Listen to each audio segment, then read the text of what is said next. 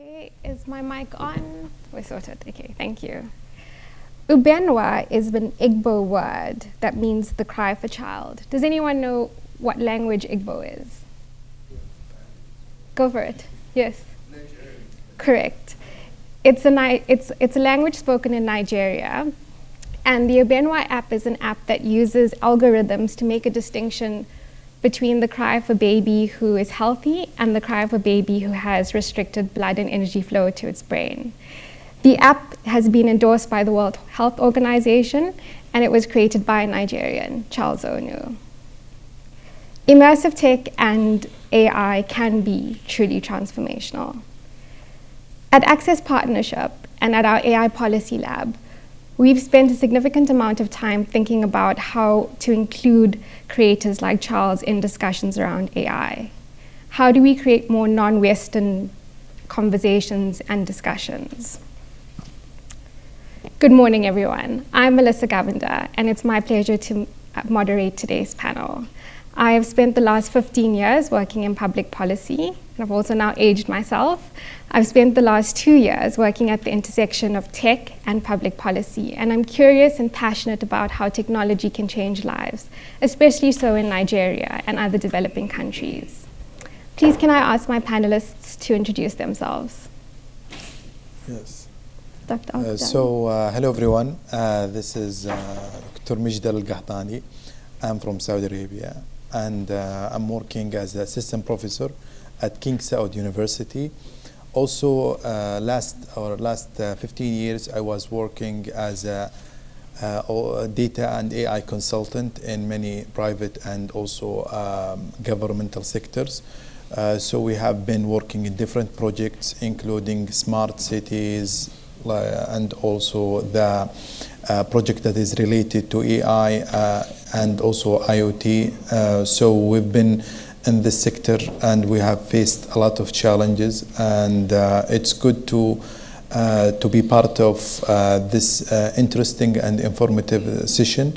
So to really exchange our thought, our experience, our stories, to have a better understanding of the whole ecosystem that is around AI and immersive technology. Thank you. Thank you. Julia? Good morning. Thank you, Melissa, and thanks to Access Partnerships colleagues for inviting me here today. My name is Julia Imane Marsan. I'm based in Indonesia, in Jakarta, where I work for an international organization called Economic Research Institute for ASEAN and East Asia. And our mandate is to promote economic integration and development in the region across ASEAN and East Asia, but we're increasingly participating in global fora. We are quite active, for instance, in the G20, we have been participating in the G7. We collaborate with a lot of other multilateral organizations, from the ADB to the OECD, where I was working before joining AREA, or UN agencies. And because of the spectacular transformation of the digital economy across the Asia-Pacific region, looking at what's happening, looking at this intersection between digital technologies, inclusion, and economic development is becoming increasingly central in our portfolio of activities. Colin. Thank you. Good morning, everyone. My name is Colin Christie. I reside in Metro Manila, Philippines. I've been doing business there for, well, to date oneself, well over a couple of decades. Originally in the semiconductor electronics, and then more recently in the BPO, business process outsourcing and healthcare sector. Relating to today's topic, I co-founded and served as president of the Board of Trustees of the Analytics and AI Association of the Philippines, and we're working very closely with our national government, with the industry members, and the academic sector. And of course, I think AI has brought much around the world, and certainly in the Philippines, a combination of excitement and fear, especially on the employment front. As you can imagine, the Philippines is highly dependent on services work, so there's a lot of questions about what's happening there. And also we have, of course, all of the typical problems that emerging market, place has. And so I thought the framework that was shown in the opening remarks today were very exciting, and I'm very excited to be here in London to engage in this sort of conversation. Great, thank you. So to kick off our first question is, we know that algorithms require large language models. And in creating these large language models, we need data to be labeled and classified. And many are concerned that those who are undertaking the data labeling come from vulnerable backgrounds and are paid a pittance. How should we address this? Yeah, I think this got thrust into maybe some consciousness just very recently in the last couple of weeks. The Washington Post ran a front page story about data labelers. They called them digital sweatshop operations in the Philippines. I think there were some issues with the way it was presented. I think there was some confusion because a cynic might say in an attempt to be on the front page, they talked about 2 million people involved. By no means are there 2 million people in the Philippines doing data labeling work. There's probably about 10,000. There's probably 2 million gig workers. So, I think some of the common concerns around the gig workers as well. And so a very successful company out of the US called Scale AI, one that most people haven't heard of, but they're the ones, I think there's a misconception that, it's AI, it's computers, it's this old software, it's this old algorithms, and not an understanding that huge amount of labor input has gone into making these systems work through labeling of data. Mm-hmm. And this work is being done with people being paid and usually under direct contract through websites like remotetasks.com website. And so there's concerns, is there really fairness? There's a major concern about that. So I think the Philippines wasn't, in terms of conversation, including with the national government, wasn't even really a topic of conversation. So I think definitely the Washington Post highlighting this was a good thing. And now there's a lot of conversation about how do we control this. Yeah, Julia, do you have any comments? How do you feel about it? Perhaps, a couple of reflections. I think this is an extremely interesting example that is showing us that many of us, perhaps most of us, sometimes we open our computer, we use ChatGPT, but we don't think so much about what's behind, what are other problems that could be arising in the future. So definitely, this is something that is clearly highlighting the fact that we need more knowledge of what's behind AI, also when we think about policymaking and how to regulate AI. And the other hand is also highlighting the fact that, again, and I'm sure this is something that will emerge many, many times in the conversation today across different sessions. AI is not just for tech regulators. When we think about regulating AI, we really need to think in a very holistic way about, how to tackle the issue. So what you just highlighted is a matter also for experts of labor rights. The employment minister or ministry and so on and so forth. So we are just at the beginning of the journey. Obviously, there are many things that are still relatively unknown, and there will be many things we will discover during the journey. But on one hand, as highlighted very clearly during the keynote speech, we need dialogue across different regions and across different countries. But also within a national ecosystem, we need a lot of dialogue across different ministries and different agencies responsible for different sectors of our economy, because the digital transformation is so pervasive. So at the end, it's basically touching upon any area of policymaking. Dr. Al-Qudani, I think that's an interesting point about dialogue and discussions. Can you maybe share from Saudi what you've experienced? So this is a very important question regarding the ethical AI development. Mm-hmm. So usually, we are hearing about AI ethics and also data ethics. So we are hearing this from different countries worldwide. It's very important to make sure that through the AI life cycle, starting from defining the problem, building or identifying the data that you are going to train the model, then you go to try to find the right model, validate it, test it, and then deploy it. So this is the life cycle of any AI project. So how can we make sure there is an ethical consideration during the whole life cycle? So we are hearing about this large models. So it's the ChatGPT, Google Bard.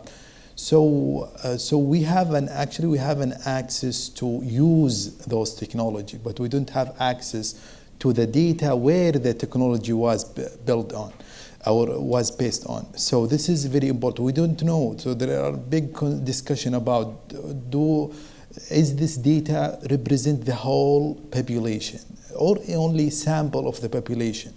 Is this data, it has a potential bias or discrimination or not? So this is like ongoing discussion with all like stakeholders, all the people in this ecosystem.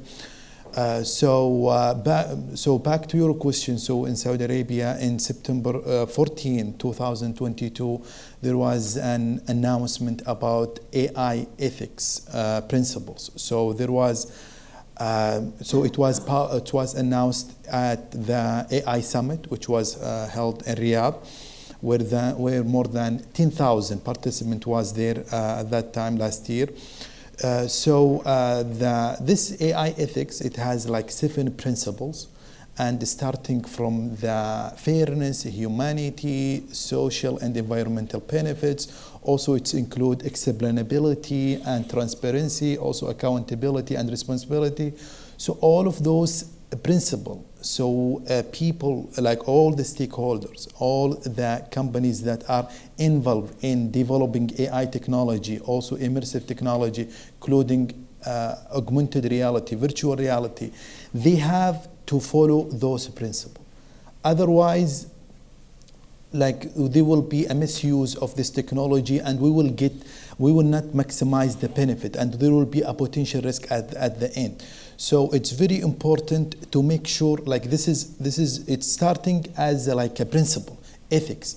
Everyone want to follow those ethics, but later on it will be turned as a policy, and there will be a penalty if someone violate those rules and principles. So this is, I think, it's a good movement, and it's a good discussion. So to start from like those giant tech company, they have to at least listen to like all the developer, all the researcher, and they have to be more transparent about the data that they build those large model based on. Yeah, sure. And thank you. We'll get to, I think, data and collection of that later and accountability, but I think you spoke about stakeholders, and who are the key stakeholders here if we think about the AI ecosystem. And we know policymakers are important, and we know educating them is really critical. But in terms of diversity, for example, women, those are disabled, those who are marginalized, what do we think about skills development there? Maybe I can speak a little bit about what's happening in the Philippines as Sure. an example. So I think what's happening is maybe a little bit on the positive side. There has already been, because of digital transformation, more generally speaking, a lot of activities and frameworks and projects addressing skills development. So for example, I mentioned Analytics and AI Association. We're in a partnership with an organization in the Philippines called PBED, Philippine Business for Education, funded by the Australian government, the Department of Foreign Affairs and Trade. And so there's a project that launched in 2021, before the sort of the ChatGPT inflection point, called A Future That Works. Mm-hmm. And very much putting together an overall roadmap and framework of upskilling, the population in the Philippines. Now, when the challenge has just been how fast things are moving, because a lot of these frameworks, I think in a lot of these countries, these sorts of things have existed.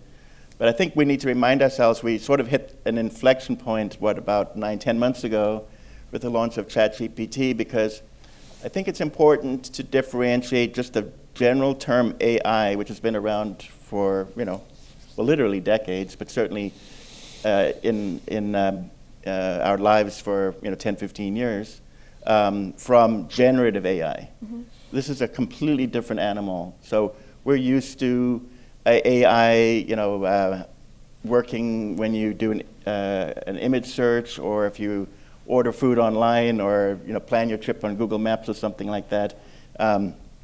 AI is already so deeply embedded, sort of in the infrastructure, in the background. Now, all of a sudden, at a very economically affordable level, we have a tool that's generating information, generating text, generating images, and largely in the hands of people who are not that familiar yet with how, what the limitations are and what the biases are and how to use it. And those are just the good actors, never mind the bad actors who now have access to this as well.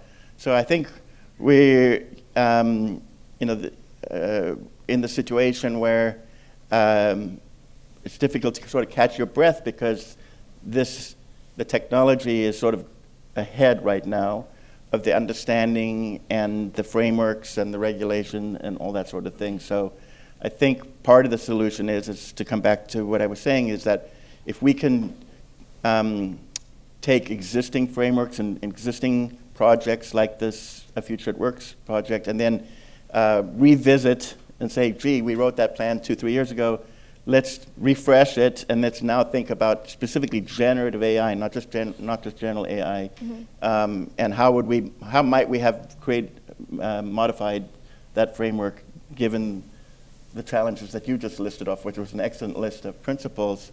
That's much better than starting from ground zero, where we just have to organize first. Let's take advantage of these existing structures. Juliana, do you agree? Should we look at existing frameworks? Well, I certainly agree about the fact that skills are critical. At the end, skill development is a formidable way to empower people and to empower citizens.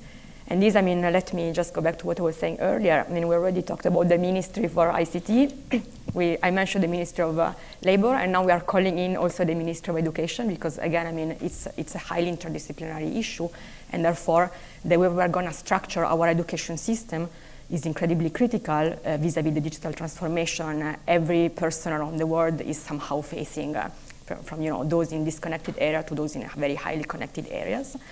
I think that, again, we need to think about, and this is something that is, first of all, emerging very well when I'm having conversation with startuppers and entrepreneurs in Asia. And is also very much reflected in most AI strategies and plans in Southeast Asia. So when you look at the building blocks of these different strategies, basically in every Southeast Asian country, skill development in some manifestation is there. And that is, partly because some Southeast Asian countries are perhaps a little bit still lacking the level of skills that we are seeing elsewhere. The region is very diverse. We have countries like Singapore or Vietnam, where actually, according to international rankings, students are performing really, really well. But other countries where this is not the case, and the countries where I'm based, Indonesia, is sitting in this category where really, there are big ways of improvement when it comes to skill development in general and for technological development specifically. But we also need to think about a system where, at the end, most people get exposed to some kinds of tech skills. That doesn't mean we should aim for a population where 100% of people have a PhD in computer science. Of course, this will be realistic. But I think going forward, it will become very, very important to combine different skill sets and also probably more exposure than today to tech skills. Because again, this will allow people to better understand the amazing opportunities offered by AI, but also the threats, how my data can be used or misused. So I think we need a little bit more this conversation that, again, is a way to popularize or democratize also the conversation around artificial intelligence, both in developed countries, but also very much in emerging economies.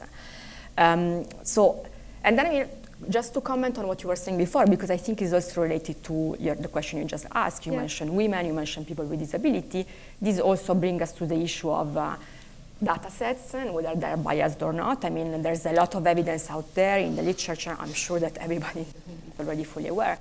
Unfortunately, typically, the data sets that exist, they are reflecting the biases that are present in our societies. They were built by human beings, collected or labeled, and therefore, the biases that have been there for centuries are also in the data sets.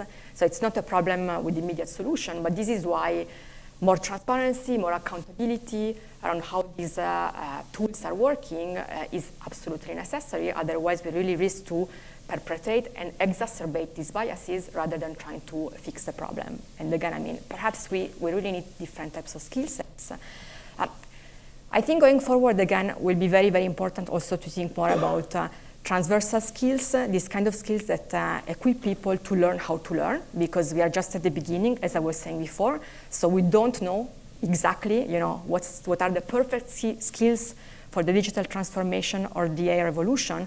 So these kind of skills that are actually empowering people and equipping people to be more adaptable, either in labor market or when having to face a big technological transformation, are incredibly important. And again, there's research, there is some evidence. It's something that where there is no consensus yet. Nobody probably knows or can list the perfect skills to learn how to learn, but we know that there are certain types of education and training, from project-based learning, working in a team, being able to debate and see problems from a different perspective, that are certainly contributing to this kind of skills development. Okay, yes. Continue what you have also discussed. So when we focus on the education and skill development, especially that is related to the digital skill, so this is very important, because we're having a new technology, and this technology, people will not have an access unless they know or understand how they can use this technology. So building such important skills, it's crucial. It's something, it's very important, where all the countries, they are trying to heavily in this invest in this direction. In Saudi Arabia, we have the National Strategy for Data and AI, which is established and announced in 2020. And part of this strategy is the talent development program. And where the goal is, we are transferring not only the technology, we are transferring knowledge. Because at the end of the day, if the technology is there and there is no enough sufficient knowledge, we will get, and we will not benefit and utilize those technology.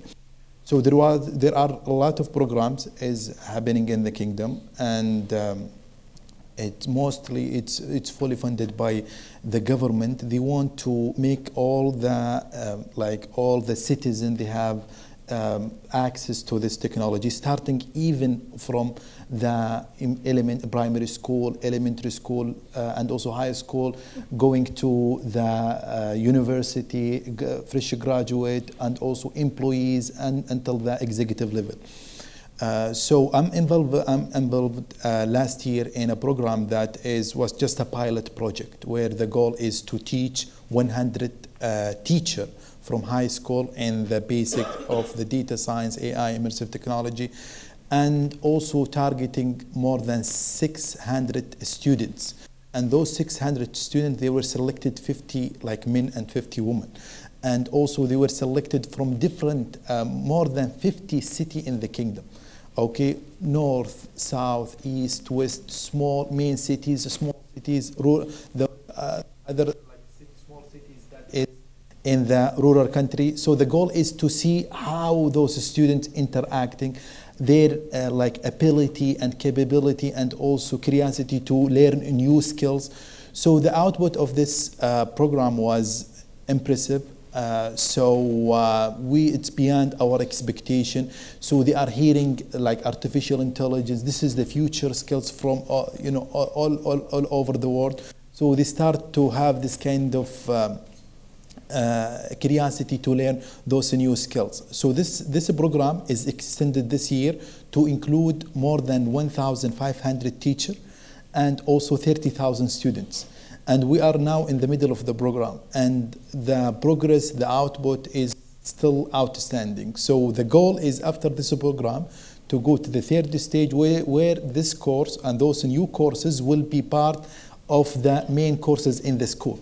So it's a strategic decision by the government to make sure, if we want to be, because this is part of the Vision 2030, is the Saudi Arabia it has to be one of the top 5 countries in the worldwide in the AI and data and AI.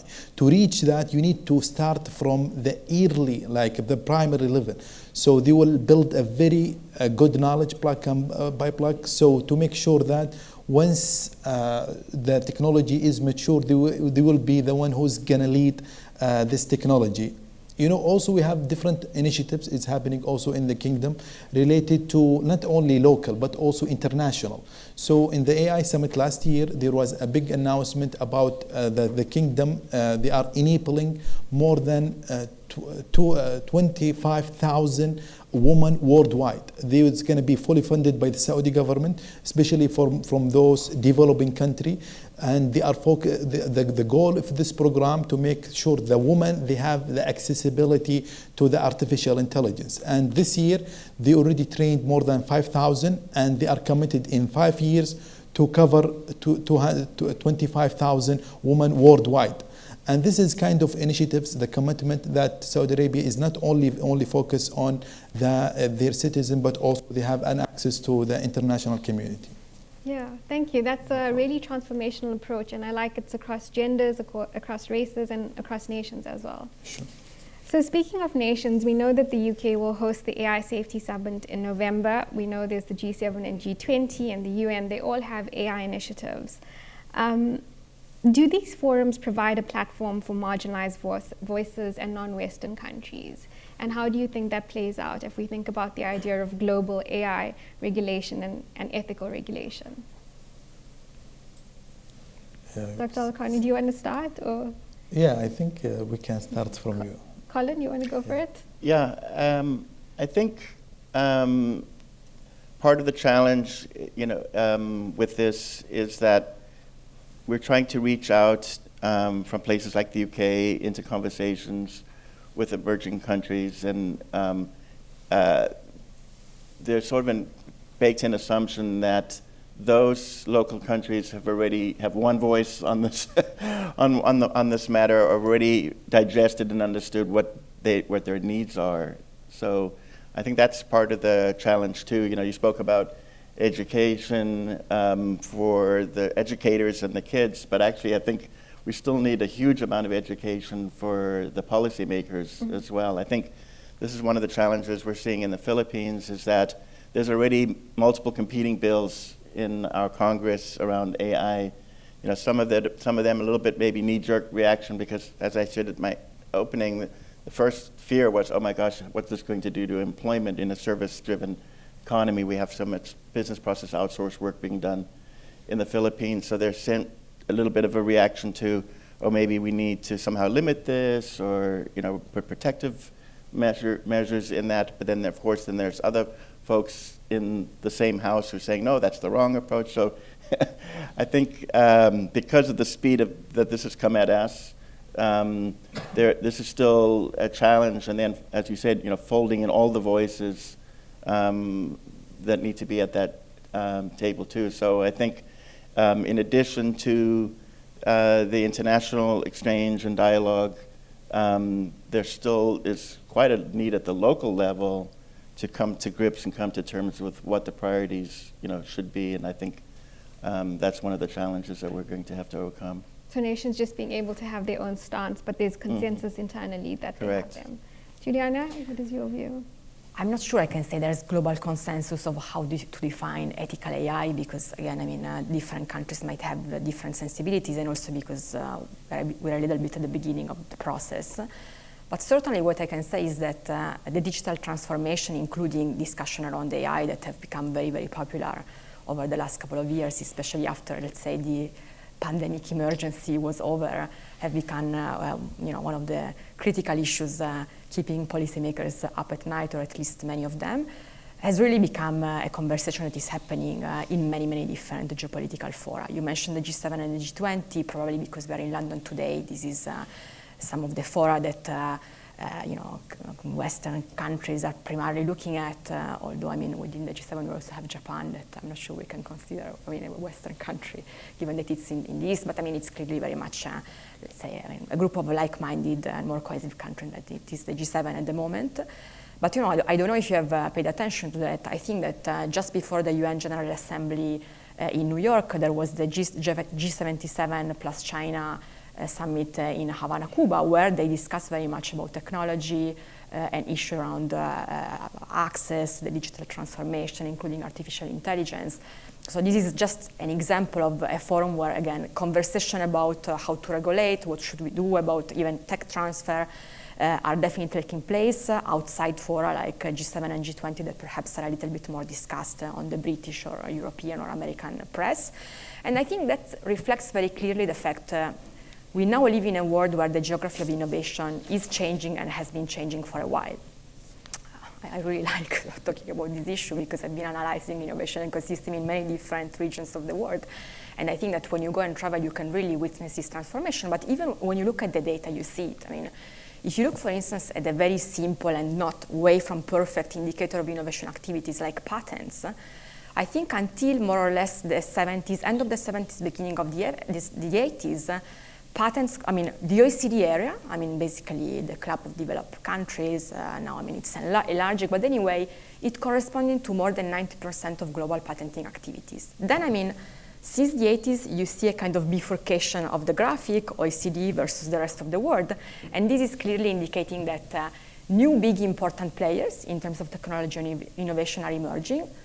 I mean, we know that probably China can explain also the diversification and this bifurcation of the graphic, but nevertheless, I mean, there are innovation hotspots even beyond China. If we just look at Asia, I mean, everybody knows about Bangalore. India is also becoming a very important player, but even in Southeast Asia, there are a lot of unicorns, I mean, startups with evaluation of more than $1 billion US. Some of them now are public companies that have witnessed a spectacular growth and spectacular developments in terms of usage, new apps, and they're clearly changing also the way societies outside Europe or North America are interacting and behaving vis-a-vis technology. And this is, I think, something that is incredibly important to keep in mind, even when we talk about regulation, because again, I mean, ideally, in an ideal world, I'm not sure we are there, but when we talk about something that is basically affecting most population on the planet, it would be much better to have a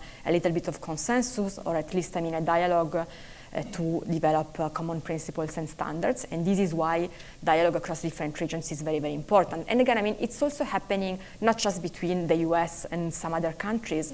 I think you're very much aware, for instance, there will be very soon, I think, a summit between the Gulf Cooperation Council and ASEAN heads of state taking place in Riyadh, Saudi Arabia, because the Gulf Cooperation countries and the Middle East are increasingly looking at what's happening in Southeast Asia, I mean, a high growth, emerging region in the world, and so therefore they want to promote economic connections. And when these summits are taking place, clearly the digital transformation is always part of the conversation. Yes, thank you. Yes, I think this is also a very important question when it comes to the collaboration and partnership between the global society. So one of the things that I have seen and also I have noticed is that we have two groups. One group is the representing the tech companies, and it include all the individual developers who's like building those technology. So they are main focus about like building those products, which is gonna at the end of the day to bring revenue. So so their main focus is in terms of research and development is to make sure that this product is bring revenue and without any restriction. So they want to accelerate the growth of those products and also try to enhance it, make sure it's it will get those, like they will get customer client to buy those products. So they don't want restriction, they don't want rules, they want to be free, like to start to be like in the area of like innovation, creativity.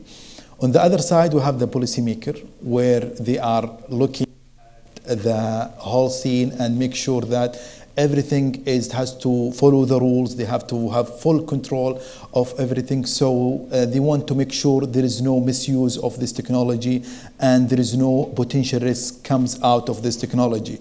So they are more conservative on the other side. So this side and the other side, they are more open and they want to be free, like to innovate.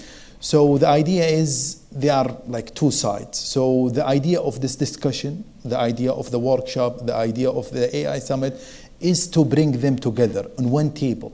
Because the policymakers, they know they have to understand this technology, and they have to, those technology, if they wanna innovate, they need some freedom. But at the same time, those also the tech companies, they have also to know and understand the potential risk out of this technology. It's going to affect it's not about revenue and efficiency. It has also potential effect on other things related to data privacy, security. All of this is kind of very important things that has to be addressed. So put them together. Those, in one table, they will start to understand each other and come up with a policy that is really fit with it does not hold the acceleration and the growth of the technology, and at the same time, it will not bring a new risk. This is an example of that is what's happening with the ChatGPT. When it comes, everyone want to have an access. They are very excited about the outcome of this ChatGPT that's going to enhance the productivity, the efficiency, whatever. And later on, they start to see, our data, our personal data is crossing our region, and all the data, it's violate this kind of rules that is related to data security, data privacy. So some of the governments start to hold and stop the using of this technology. Other university, they start also to. So this is the thing, that there are new technology comes in, and people, they don't understand the risk, and then the government start to understand some potential risk, and they start to hold, and they ask them to wait until they bring or they issue policies and drafting policies, and usually when they draft policy, it will take a lot of time. It's not that easy. Just on one day we can issue a new policy. It's a long process, and it's very slow. So in Saudi Arabia, this is one of the initiatives, one of the efforts, especially international effort, that they did. They issued 3 months ago about the National Center for AI Research and Ethics. And this is an international center where the goal is to bring all the stakeholders worldwide, all the policymakers, to be part of this, to be part of this center, to make sure that we are living in the same world. We are facing the same issue.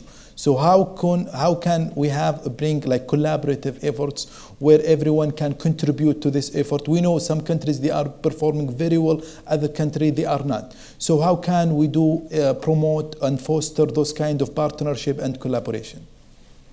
Excellent, thank you. Can I pick up on that? Sure. I think you raised such a vital issue around collaboration, because we're dealing with something that's sort of without precedent. We're talking about a technological product that's literally going to touch just about everybody on the planet in a profound way, and but largely the discussions around regulation, around policy, I feel like they're not engaging early enough in the development of the product. It's sort of like the product's there's got certain outputs. Yeah. Now we try to put some sort of rules and regulations around the outputs, and no one is really collaborating on the inputs. And typically, because you don't want to stifle innovation, you don't necessarily want a lot of regulatory restrictions around creativity of a tech product. But this is again an unprecedented product.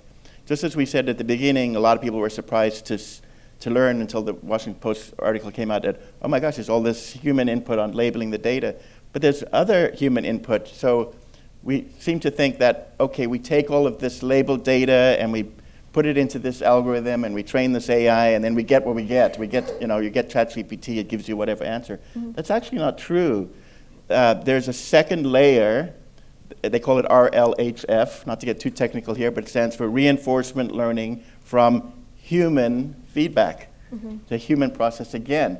So the AI model is trained, it gets a certain output, and then someone has to decide how to now do that second cycle of reinforcement learning from human feedback. Who are making the decisions on what the human feedback to the AI is? Yeah. It's the tech companies in isolation, and it's largely the American tech companies, and even more specifically California tech companies, that are deciding we're going to reinforce, we're going to shape the output of these models using decision-making that we're coming up with to reinforce these models. And no one's engaged in that. And that, I see that as the input side. But I think most of because this is so complex and people are just getting their minds around it, our natural reaction, we're used to regulating products sort of at the end of the line. You know, the car comes off the line, and then we have regulations around that, but we sort of have a hands-off approach because, again, not to stifle innovation, but I think we have to reevaluate this in the case of AI. What would be a potential solution there? So maybe. Well, I think what you said, I think there needs to be a lot more dialogue with actually the people who are creating these products. Yeah. And I guess probably starts with transparency. Probably, I don't think I've met anyone who can tell me or is willing to tell me what the rule set is for the reinforcement learning, for example. Okay? The folks at OpenAI know, the folks at Google, Microsoft, et cetera, they know. Mm-hmm. And they're hiring, and then again, they're even outsourcing that work to people like Scale AI. So these, I think we're just going to have to say, because of the unusual nature of this type of product, we really need a seat at the table to understand, starting with transparency, and then they're going to have to be technical experts, on the policy side, who can engage with the technical experts who are making these design decisions. Yeah. If I can just build on that, just a word. I just would like to bring into the conversation the word accountability, because together with transparency, perhaps we also need a little bit more of accountability. Because again, it's a bit related to what you were saying before. I mean, the problem you described, it's part of the reason why there are so many biases, and sometimes, the answer you can get could be a little bit problematic, because perhaps, again, some of these mechanisms were developed without having, sometimes it's possible to have, of course, full representation, but, maybe a little bit more and better representation would help. And this is why, together with transparency, I really think that we should try to put pressure on leaders to promote a system with more accountability. Great. Yes, and I think this is very important, like part of the inclusion of the society or the digital society is to make sure that there will be a way or a method to monitor and evaluate in a continuous way. So continuous monitoring and assessment, this is very important to make sure that are we going or heading to the right direction or not. So building like an index for maturity index to make sure that are we on the same or the right way or not? Are we including all the stakeholders of the society or not? Are we following all the AI ethics, data ethics that we should enforce or not? So this is, I think, it's very important to build like a maturity index for the nation. And also it can be also for each, like this is what's happening in the kingdom. We have the entities called the DGA, which is the Digital Government Authority. So where the goal is to build a maturity index for each government entity.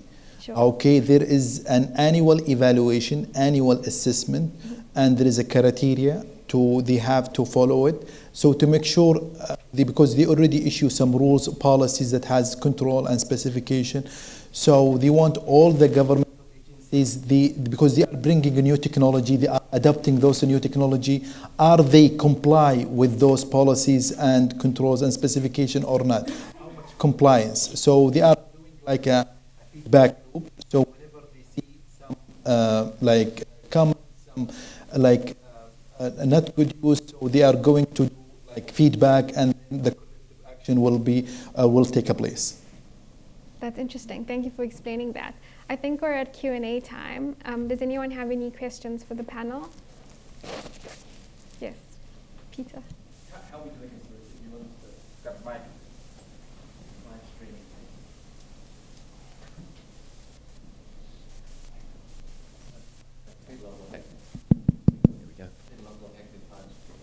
No, it's not on. I'm sure. On that last point, Dr. Al-Qahtani, my boss, Mayanne, has a maturity index. She was flagging indexes when she first launched. So we'd love to talk to you about the index. Sure. I've got a couple of points. Thank you. Really rich set of inputs. How do we lean in? If I listen to the keynote, this still stands to be a very positive story. And so I want to, Colin, aren't we the human learning reinforcement mechanism? Don't we already have a seat at the table? Aren't the algorithms getting trained on what they see us putting in? Isn't that the reinforcement mechanism? And I put the point out there because surely all of these companies we're looking to, the OpenAIs, the Bards, the Ernies, they're looking to see what the market is telling them about the opportunity. So shouldn't we be conscious that we're actually feeding into that? And the reason I premise it like this, Julie, you talked about digital transformation. This is really digital transformation on steroids, isn't it?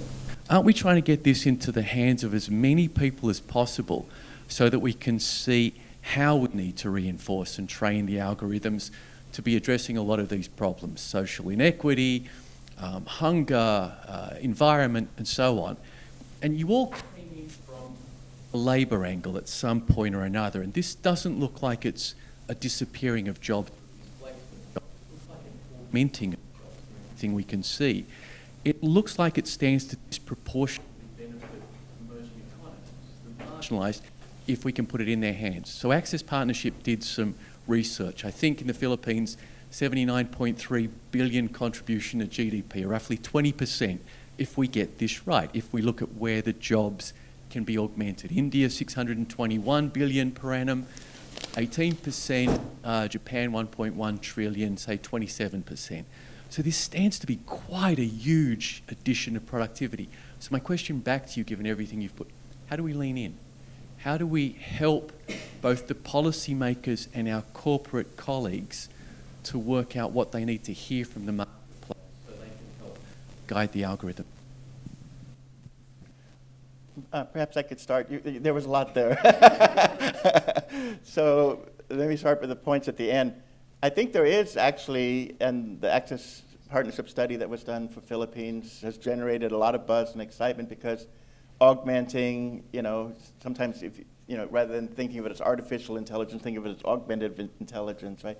There is a lot of excitement that actually can unlock a lot of GDP growth and a lot of actual benefits. That's why I referred earlier that there's been a little bit of a reaction like, oh, let's not be too quick in the Philippines to knee-jerk regulate because you might actually block this benefit from happening. And I think that message has gotten across actually. The dialogue that's happening right now is actually very positive and healthy. So I think it's not an either-or question, though. It's not that just that across the board all jobs will just be augmented. There will certainly be some jobs that will be displaced.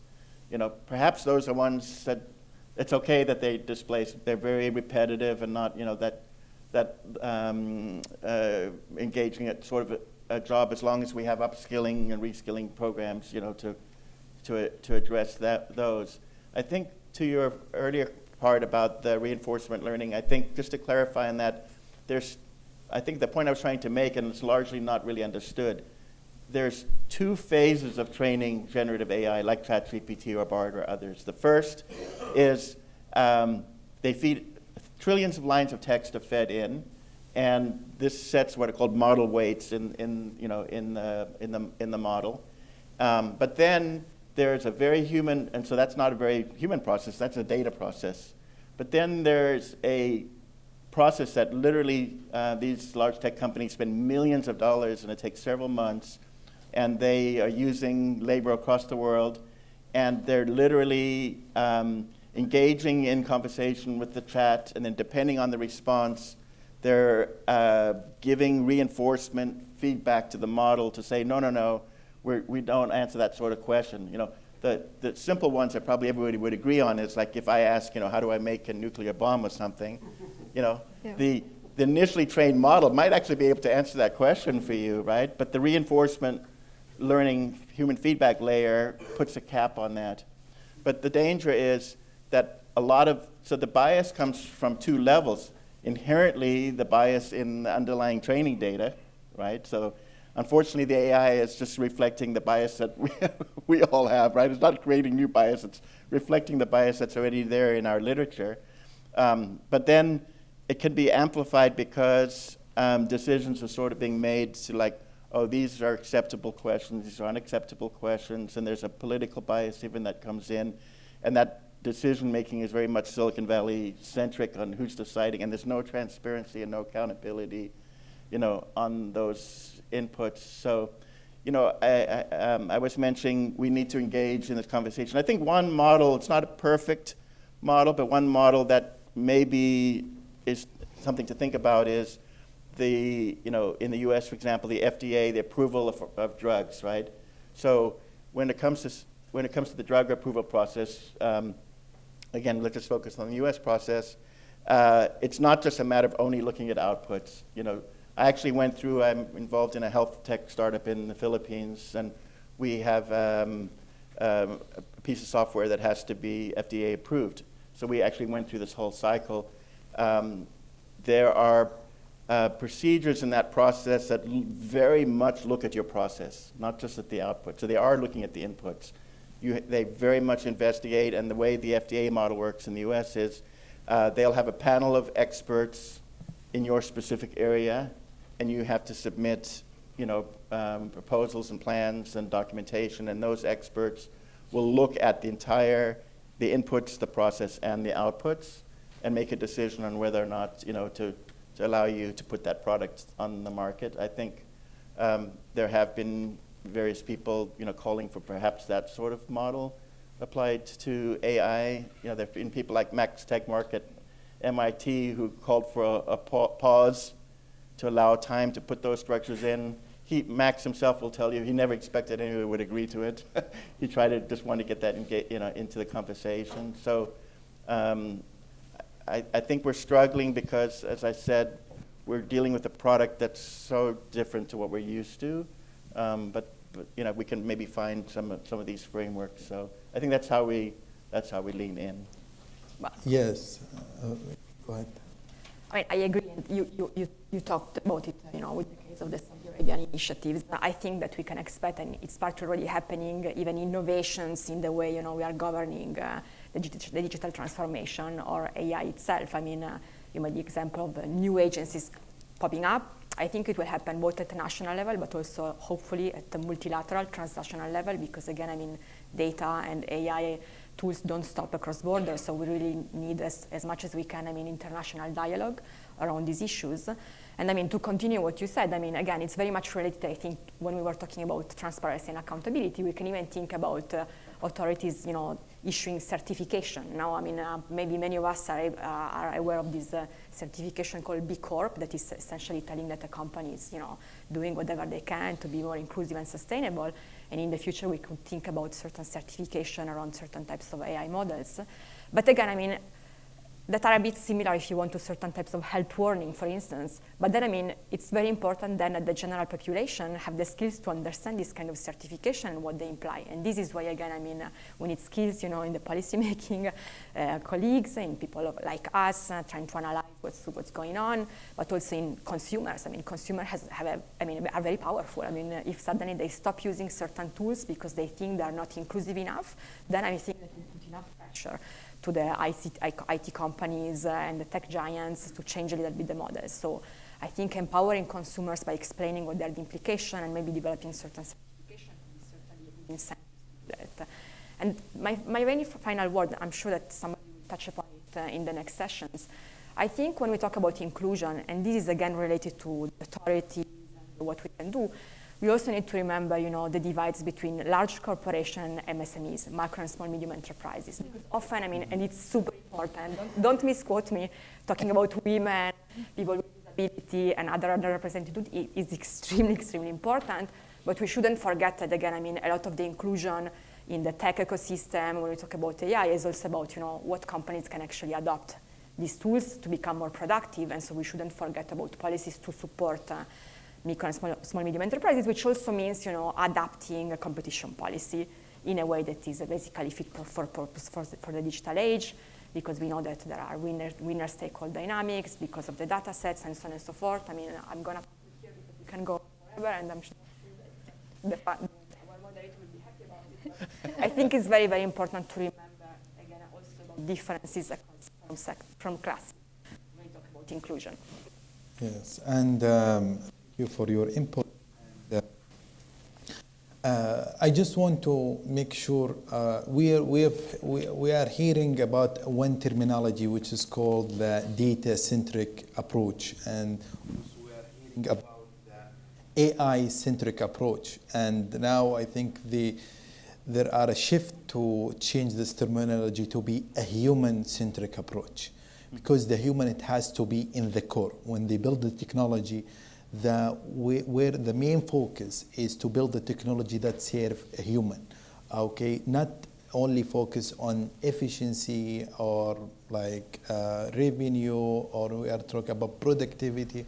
This is the output at the end. But the thing is, do really we serve the human or not?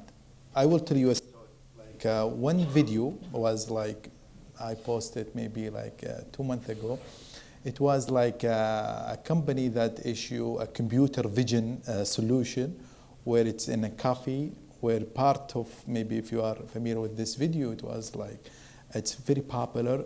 So they are actually including 2 algorithms.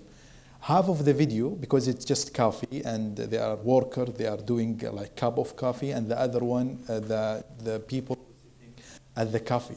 So one algorithm, they are trying to see how many cup the worker is made. Okay, whenever he finish 1 cup, there will be a count in the video.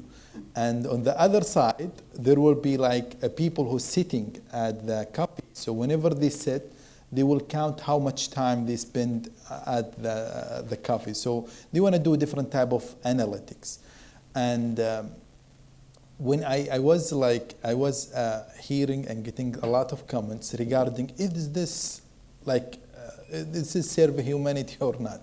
So they are dealing with us as a robot, like we are trying to count how many coffee, and they will give us the salary based on how many cup we finish or we made or not.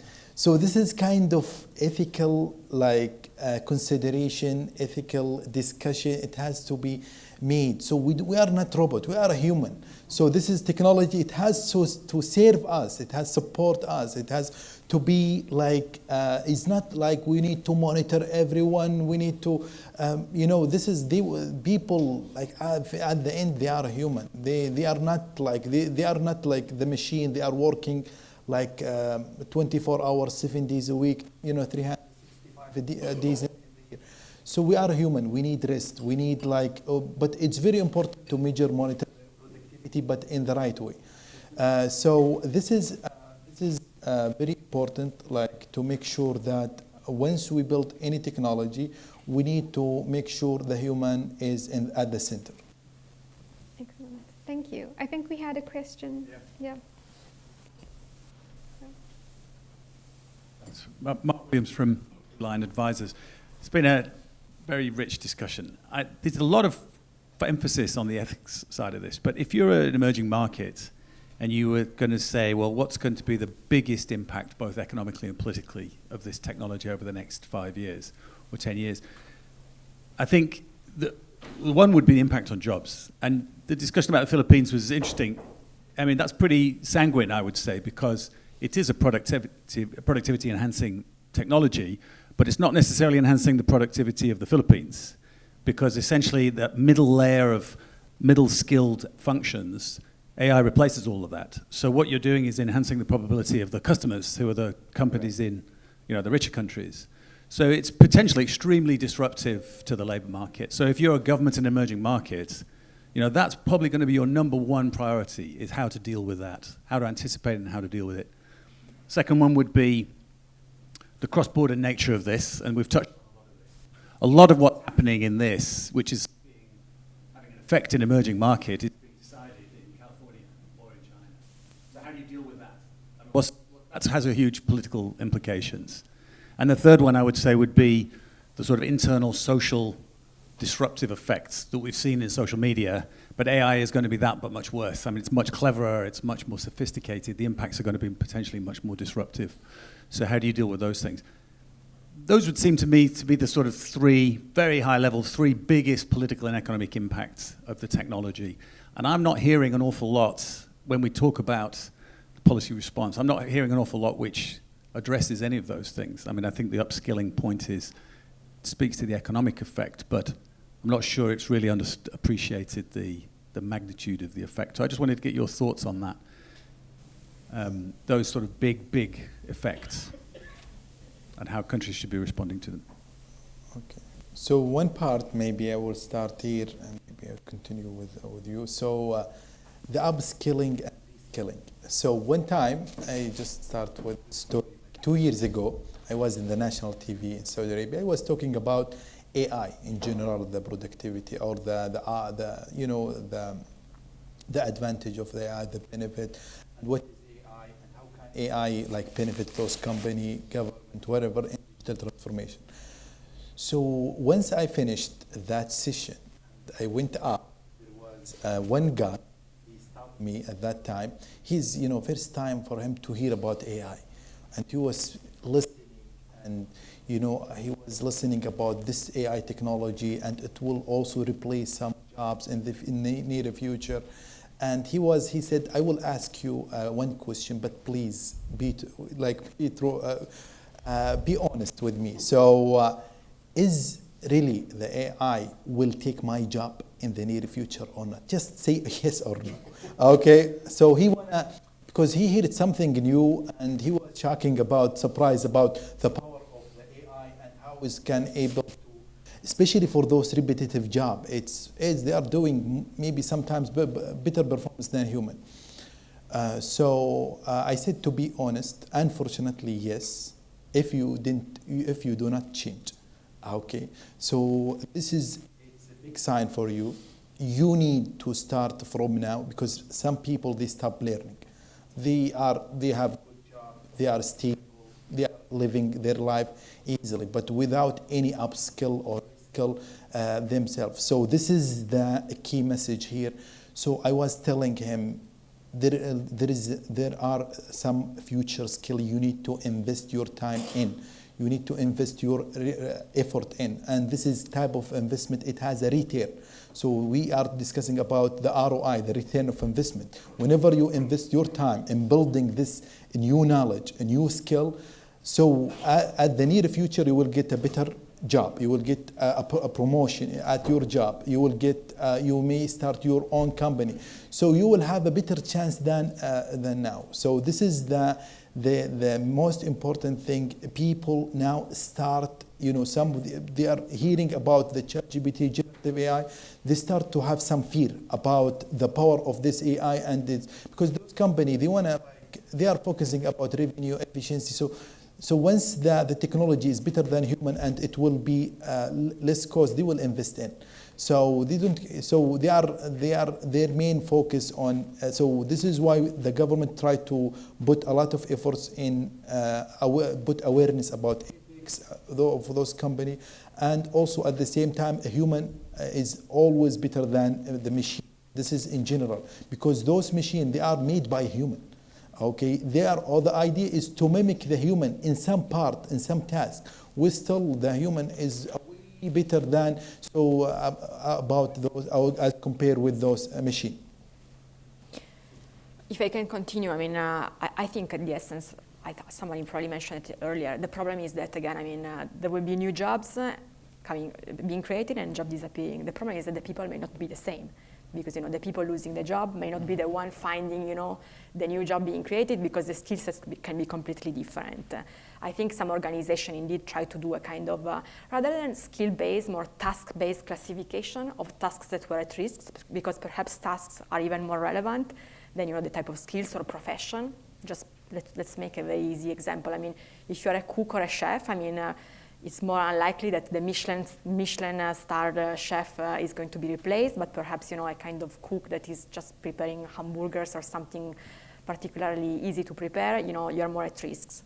So again, the problem is that the people will not be the same, and therefore, depending on the entity of the problem, I think nobody can fully grasp today, exactly what's going to happen, because it's such a complex transformation, and then, it depends also how the political leadership will react. there could be, pockets in the population that we're not particularly enthusiastic or unhappy, which is, again, it's not new. I mean, if we look at history, whenever there was, let's say a big technological change, there were always people that were very concerned and making a lot of noise. One solution is skills, but I mean, it's challenging. I think that, we should not either pretend that it will be so easy simply because, again, I mean, some people may not want to be reskilled, may not want to change job, or, may not have the tools to go back to school or, to lifelong learning and so on and so forth. I think for the new generation, and this is also what I tried to mention before when I said that the Ministry of Education should really be part of the conversation because it's going to play a critical role in any strategy for the digital transformation. I mean, for the new generation, this idea of, you never stop learning, you will have to go through cycles of lifelong learning, that's the way it is. Probably it'd be easier, but I mean, it's a challenge, and I think it's a reality that perhaps, some of the people that are working today, or older workers, may not be so eager, with the idea to go back to schools and study. So, I don't think it's going to be just easy. Yeah, I agree with a lot of the points that you made. To the point about the jobs, just one more word on that. The meme, of course, that's going around is AI is not going to take your job. The person who knows how to use AI is going to take your job. So I think that's the point you're making. I think one of the things that would be interesting to discuss is how AI can benefit inside, for example, the Philippines, the country as well, because you make a good point that a lot of these AI benefits are going to sort of accrue actually to the outside customers. And some of that is true. But for example, in the Philippines, if you look across major sectors like the agricultural sector, right, huge inefficiencies in agriculture. If you look at healthcare delivery, we have major challenges in healthcare delivery. If you look at energy production, we have major challenges in energy production. So it turns out that AI can actually be a very valuable tool to improving agriculture, to improving healthcare, to improving energy management, for example, those sorts of things.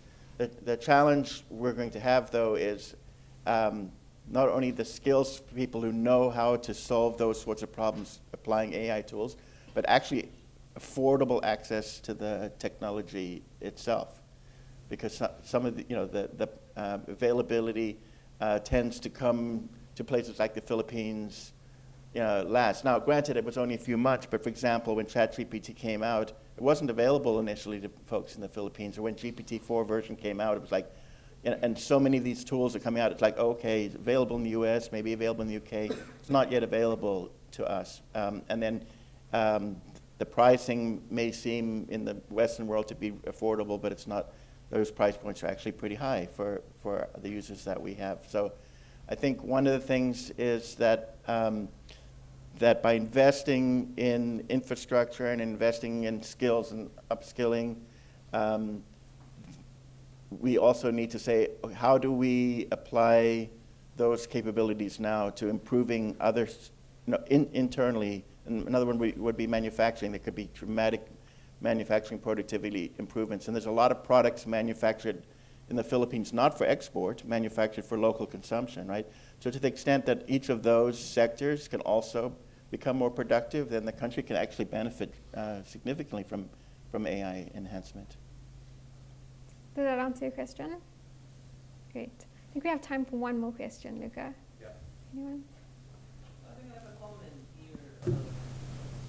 General reflection on. I don't know if I'm loud enough or do I need a microphone? So I guess I'm more comfortable without it. So my name is Bola Ibrahim and I'm a policy advisor at Coventry University and I'm based in Dubai. As an educationalist, I'm very concerned how lightly you take this whole notion of skilling, upskilling, reskilling. What do you think? A Tesco's cashier, for example, if we put this person through a 4-month program, what do you think we will get after 4 months? A doctor? Of course not. So here is the issue. Reskilling, that's what we face in what we call it continuous education or continuing education. Sorry, whereby you get a cohort of 25 experienced customer services people, for example, because those will be replaced by AI very shortly. And then you teach them marketing for 3 months, right? And after that, they don't really have the confidence to become marketeers. Worse yet, employers do not have the confidence in them. As an employer, I'd rather hire someone who's a marketeer by training, who's got a 4-year degree in marketing. So it's not really that straightforward. It's not just about investing in skilling or skilling. There is a price for immersive tech, that's what I mean. And the price is that those people will lose their jobs. And it's not a 3-month program or a 2-year program that's going to solve the problem. Like you said, for example, maybe they don't want this. I'm a cashier at this point, I'm happy with that, for example. And it's not my problem that the world decided to turn into tech. I'm not against tech. I'm not against tech, immersive tech in general, and AI and all that. But I find myself a little upset about this notion, is that you think, oh, humans, we don't need your specialization. Go for this 4-month program because we're going to give you knowledge. And what do you think I feel when you tell me that your cashier job or customer service job is not going to be there tomorrow, so you're going to have to train for something else. Also, the kind of psychological side of it is bad as well. You see what I mean? Thank you. Does anyone want to address that? Or? Yeah, this is tough question. So I think you are right in terms of like there are some jobs it will be dropped very soon. Maybe not at all, because I was involving in different projects like callbot. So this was it's related to the customer service. But at the end of the day, when we were like chatbot, callbot, voice assistant, so it will help like 40% of the customer service, 30%. This is for the frequently frequently asked question. But the other question, we need human. It's our life. It's, you know, there are a lot of changes, if we can see from when we born until we die. So we are in a world that is a change. The environmental is change. The technology is a change. Ourselves, we are changing according to the thing that we are facing and that we are challenging. So this is the thing that we should put on ourselves. We should have this kind of curiosity to learn. We need to have or build ourselves in self-learning. We want to make sure that we need to adjust. We need to be more agile to change with our world. So we need to educate ourselves to make sure that we are fit with all the requirement that is changing. So the company, they are changing their strategy from time to time. They are changing their technology from time to time. They are trying to upskill, reskill their employees. So like the mindset that I will not learn anymore, I'm very satisfied with I'm doing, it has some price. It has some risk. So maybe there are some jobs you didn't need to even upskill and reskill, but you will still at the same like level. But if you want to go to the upper level, this is there will be a price you have to invest in. And this is what we are trying to emphasize and in this workshop. So the technology, especially the technology is changing frequently. And the generative AI, people, they start to hear it last year. And now all over they are talking about generative AI. So the deep learning starting in 2010, before there was no deep learning.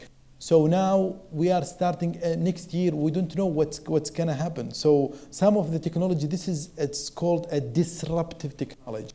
It meaning that whenever it goes to a sector, and it's doing like it's going to disrupt the whole sector. It's a game changer. So this is like as a human, as people, we see this is a technology we need to harness ourselves to get the potential of those AI and also immersive and other emerging technology. Great. I'm sorry, I don't think we have time. Mel, can I ask one quick question? Very quick, Peter. No statements. Very short answers. Okay. Because I like Colin's answer to the last question. I think Mark asks good questions. We ask you to solve the world. I'm watching Mark ask curmudgeonly questions about, and look I worry we look in the rearview mirror. I like the last answer, Colin. From Philippines, from Indonesia, from the kingdom's perspective, if you had to apply AI to one thing, if you had the king's ear or the presidency, if we were forced, what would it be? What would be the one thing we would apply AI to at the local level?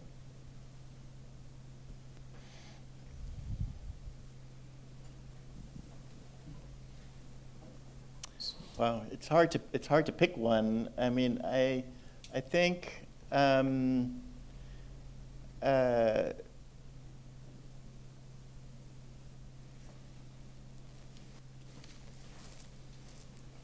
know my answer. I Go can, ahead, I you can go go first. first. I need to But I need to add a me. disclaimer first. Obviously, I mean, and that's in an ideal Indonesian world where there is no problem related to absorption capacity and so on and so forth, but I would go for health tech sector. Because Indonesia is a very big archipelago. I mean, the rural area, I mean, the eastern part of the country is small islands, very much disconnected, and I think that can have really, I mean, a transformative impact on the lives of people in villages, in remote locations. Yes. For me, I will also select the healthcare sector because I was involved in a project that's called the RPM, Remote Patient Monitoring, where the goal is to monitor the patient from their home. It's they're using telemedicine, and the impact that I saw. Okay, because like especially the cardiac, the one they have problem in their heart, so they are spending a lot of time at the hospital. So maybe sometimes it's more than 1 month. Just they want to check their temperature, their pressure, their weight, okay, their oxygen level. So once the technology comes to them, they want to have a chance to go to their home, meet their kids. And also they can use those IoT devices connected to a platform where the doctor, nurse, and they can monitor their numbers in real time. So this is kind of a situation where everyone win. So the patient win. Also the hospital, they can also import. They can serve more patient, and it will increase at the end of the day is the productivity. So, and also we are using the AI technology to do the prediction, to see how the numbers is. Maybe this patient from this readings we are expecting or we are predicting the number will get higher and higher. So we need to send him a notification to come again to the hospital. It's very important to help him. So this is healthcare, and usually for me, healthcare and then education, because this is the two sector where all the important. So education, the personalized learning, the customized learning, it's a huge. We don't wait the students to fail to the course. So this is the power of the technology, is to predict his performance. After 1 month from the historic data, I can know this guy, he will fail or he will get E degree. So he has to now shift. He has to do better to make sure, and we have to give him the recommendation which part of the course he has not succeeding. So this part of the technology will help the people to do a better job in education and also healthcare. Colin. Yeah, well, very quickly, let's make it unanimous then. I probably pause because this is the area that I'm involved in. I'm involved in 2 AI and tech ventures, Navix Health, and we're building decision support system, AI driven for mental health, for diagnosis and documentation. And then also the one I mentioned earlier that was FDA approved, which is LifeTrack Medical Systems. That's around radiology decision support. So especially in rural areas of the Philippines where there's not access to a radiologist on a regular basis, it might take you, a couple of weeks to get a simple report on an X-ray.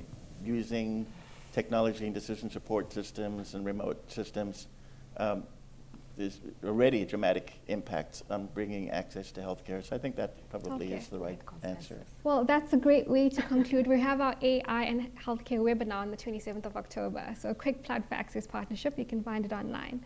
Thank you to my panelists. Thank you for sharing your insights and your case studies and your ideas. I think we've all had a very interesting and illuminating discussion. It's a pleasure having you here today. Thank you. Thank you, everyone. Thank you, Melissa. Thank you. Thank you.